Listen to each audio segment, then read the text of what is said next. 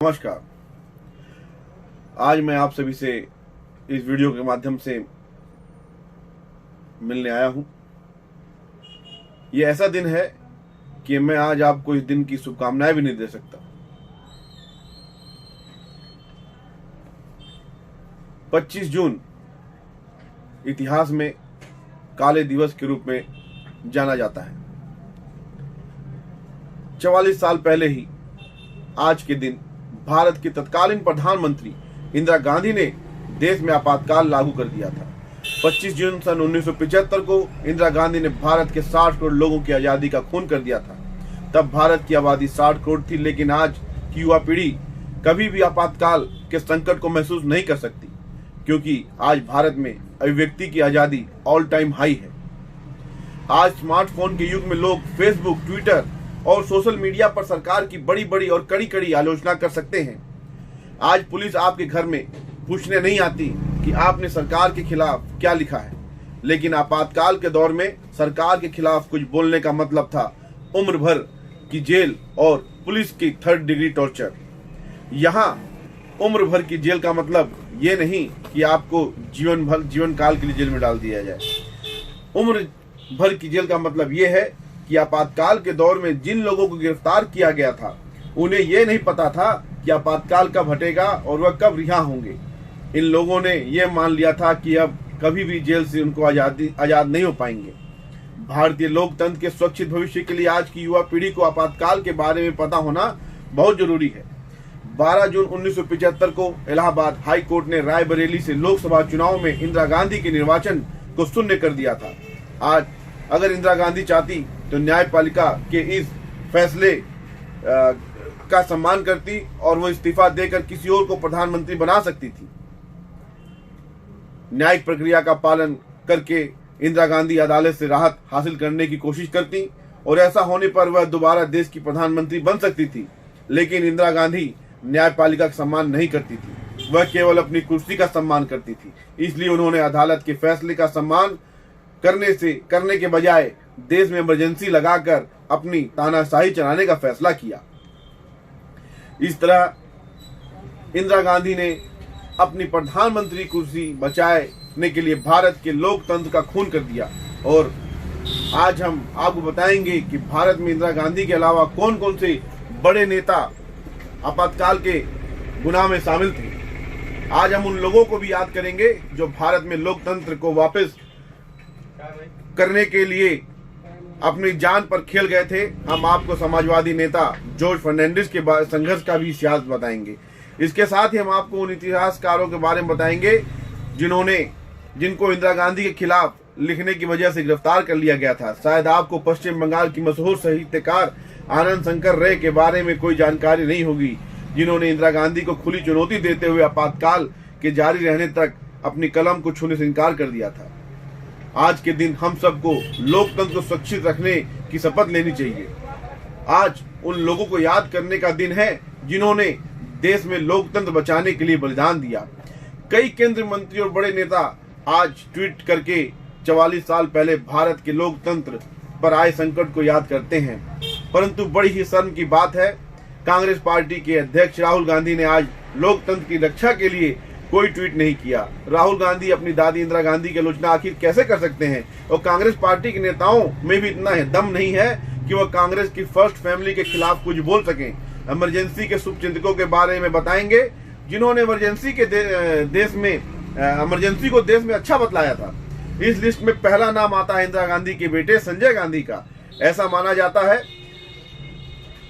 कि इमरजेंसी के वक्त असली सत्ता इंदिरा गांधी के पास नहीं, संजय गांधी के पास थी।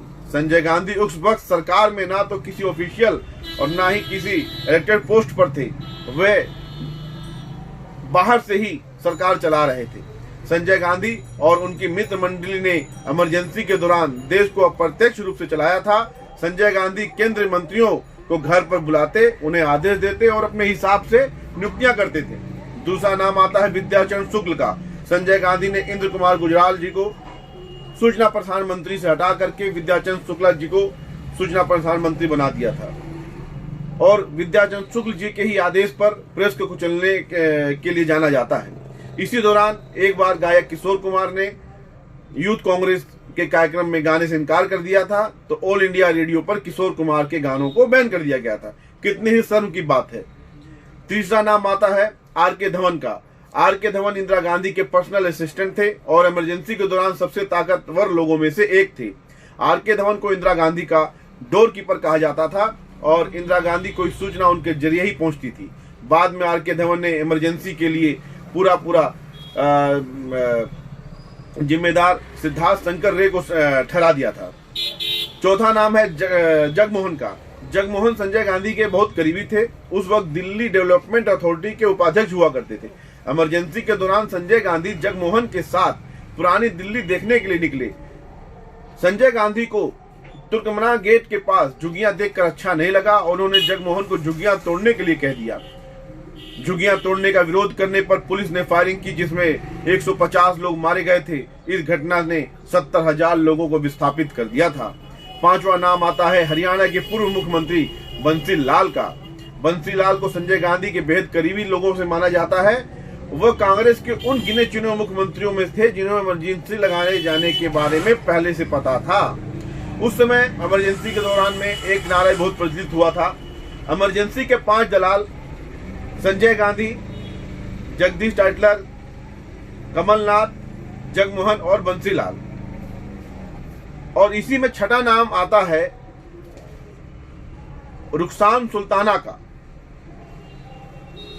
रुखसान सुल्ताना संजय गांधी द्वारा शुरू किए गए परिवार नियोजन कार्यक्रम की संचालक थी। खास तौर पर दिल्ली के मुस्लिम बहुल इलाकों में परिवार नियोजन के कार्यक्रम को लागू करने की उनकी भूमिका रही थी। वह आज भी युवा अभिनेत्री सारा अली खान की नानी थी। इसके अलावा धीरेन्द्र ब्रह्मचारी जो इंदिरा गांधी के योग गुरु थे, नंदिनी सत्यपति जो उस वक्त उड़ीसा की मुख्यमंत्री थी और इंदिरा गांधी के बहुत करीबी थी, नवीन चावला जो संजय गांधी के बेहद करीबी थे और 2009 में भारत के मुख्य निर्वाचन आयुक्त बने, कमलनाथ और जगदीश टाइटलर जिनके बारे में नारा मशहूर था कि संजय गांधी के 2 हाथ, जगदीश टाइटलर और कमलनाथ। जगदीश टाइटलर को आप बखूबी से जानते होंगे। सन 1984 के दंगों में सबसे बड़ा हाथ जगदीश टाइटलर का रहा, जिनके ऊपर कोर्ट में केस भी चल रहा है और उनको सजा भी हुई। ऐसे कई नाम हैं जो इमरजेंसी के दौरान सबसे ताकतवर चेहरों में गिने जाते थे और जो संजय गांधी और इंदिरा गांधी के इशारों पर देश के लिए पूरा सिस्टम चलाया करते थे। आज आपातकाल के खिलाफ संघर्ष करने वाले नायकों को भी याद करने का दिन है। भारत में जब आपातकाल का काला अध्याय याद किया जाएगा, जॉर्ज फर्नांडिस का जिक्र भी जरूर होगा। आपातकाल के दौरान इंदिरा गांधी की सरकार ने समाजवादी नेता जॉर्ज फर्नांडिस पर सरकारी संसाधनों और रेलवे को धमकाने से उड़ाने के लिए डायनामाइट की तस्करी का आरोप लगाया था। जब देश की इमरजेंसी लगी तब जॉर्ज फर्नांडिस ओडिशा के गोपालपुर में थे। इंदिरा गांधी के खिलाफ भूमिगत आंदोलन चलाने के लिए जॉर्ज फर्नांडिस वहां से गायब हो गए। कई हफ्तों तक जॉर्ज फर्नांडिस का कुछ पता नहीं चला। जब उनकी दाढ़ी वगैरह बढ़ाई तो सिख के रूप में पूरे देश में दौरा करके अपने साथियों को इकट्ठा किया। आपातकाल के दौरान देवकांत रउबा कांग्रेस पार्टी के अध्यक्ष थे। वह इंदिरा गांधी और उनके बेटे संजय गांधी की बेशर्मी से चटुकारिता करते थे। Indira is India and India is Indira. इसका मतलब इंदिरा ही भारत है और भारत ही इंदिरा है। इस नारे ने लोगों की देशभक्ति की भावना को आहत किया था, लेकिन उन्होंने भारत के विपक्ष को पूरी तरह से खत्म करने की योजना बनाई थी। देवकांत बरुआ ने आपातकाल के दौरान एक बार घोषणा की थी कि देश बिना विपक्ष के चल सकता है। भारत के इतिहास में विपक्ष अप्रासंगिक है। उस वक्त इंदिरा गांधी की सरकार ने विपक्ष ही नहीं भारत के साहित्यकारों का भी दमन किया। मराठी की एक मशहूर लेखिका दुर्गा भागवत ने भी आपातकाल का विरोध किया तो उन्हें जेल में डाल दिया गया। बंगाली भाषा के निबंध लेखक आनंद शंकर रे ने घोषणा की थी कि वह और उनके दोस्त लिखना ही छोड़ देंगे। उन्होंने आपातकाल लागू रहने तक कलम को छूने से इनकार कर दिया था। उस साहित्यकार ने अपनी कलम उठाए बिना इंदिरा गांधी को बहुत करारा जवाब दिया था। क्योंकि देश में इमरजेंसी लगते ही इंदिरा गांधी ने सबसे पहले अभिव्यक्ति की आजादी का गला घोंट दिया गया। सरकार अपने खिलाफ कोई भी आवाज नहीं सुनना चाहती थी।